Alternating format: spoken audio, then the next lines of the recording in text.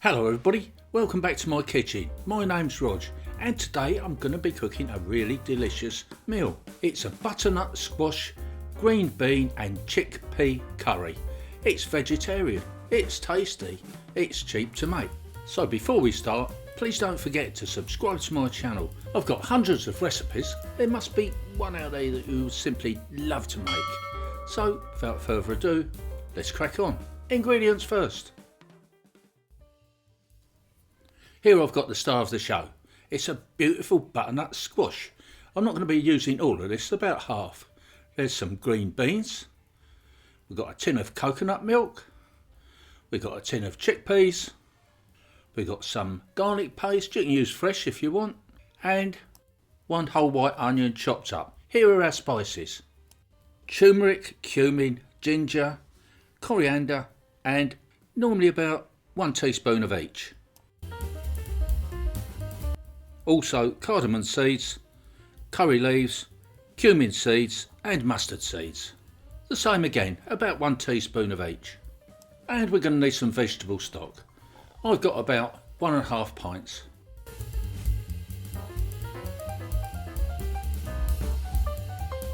Okay, let's get down to business.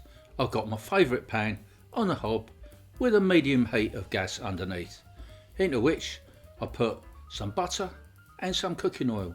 You know why. It's so that butter doesn't burn. Put a drop of cooking oil in, that soon stops that. So we'll melt this down and I'll see you in a bit. So in we go with our spices and we're going to get these really nice and hot. And as soon as those mustard seeds start to pop, we can put in our chopped up white onion. So in that goes, and we're going to give this a mix around. For about 3 or 4 minutes, we want these onions to get really nice and soft so the sweetness starts to come through. Then we can add our drained chickpeas. Give this a mix around. Now some of the liquid from the chickpeas goes in, that doesn't really matter. No strange things chickpeas, have you ever noticed however long you cook them for, they always seem to have that little bit of a crunch to them. So anyway, now it's time to add the rest of our spices. The turmeric, the cumin, the ginger, the coriander, all in powder form. And a hefty squirt of garlic paste, probably about 2 tablespoonfuls. Or of course if you prefer fresh, you can use fresh, just use a garlic press. Or you can even use powdered garlic if you wish. Now at this point, what we really want to do is get all of these spices and ingredients thoroughly mixed together so everything's absorbed, all joins in, tastes really good, and then we can start to add our stock.